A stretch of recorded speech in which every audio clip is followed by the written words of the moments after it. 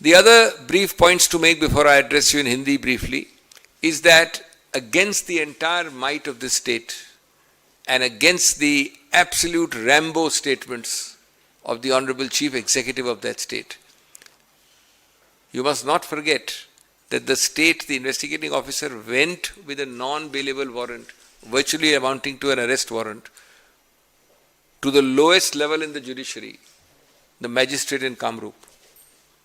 On 7th of April 2026, much before all this happened, 2 days after the press conference, the magistrate in Kamrup, the lowest level of the judiciary,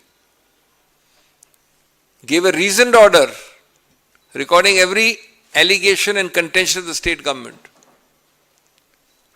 gave reasons as to why the requirement and the claim to arrest is speculative, without foundation and fanciful. That is what we must also cherish in our judicial system. The other issue which you might want to note is that the judgment which was challenged by us in the Supreme Court, the last judgment of Guwahati High Court, added sections which were not in the complaint, not in the FIR, not raised by the complainant. They found their place in a judicial order which the Supreme Court has frowned upon in the judgment which has come today. Another thing you must note is that right for the last 30-40 years, and I don't want to bore you with technicality, the Supreme Court in a famous anticipatory bail case called Sibia said that ultimately when you look at a man who is approaching in anticipation for bail, pre-arrest, you must not forget the presumption of innocence. If there is a presumption of innocence, that validates anticipatory bail more than anything else. That is reiterated in today's judgment. Another facet, every section in a hurry which could be thought of was thrown against this accused, Mr. Khera. We gave a chart pointing out that out of 10 or 11 sections, 9 were bailable offences. For those of you who don't understand, bailable offence means that you don't need to go to court for bail, even the police has the discretion to grant you bail. They are considered lesser punishments and therefore bailable offences. 9 sections were pressed into service for that, and we gave a full analysis of that.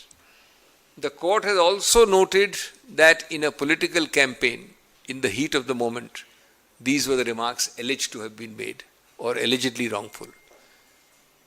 I am not quoting the court for this, but I would submit that unless in a liberal democracy, or in any democracy for that matter, genuine democracy, a latitude is given, an accommodation is given to political adversaries, you would imperil and completely, in fact, reduce to vanishing point the fundamental right of free speech.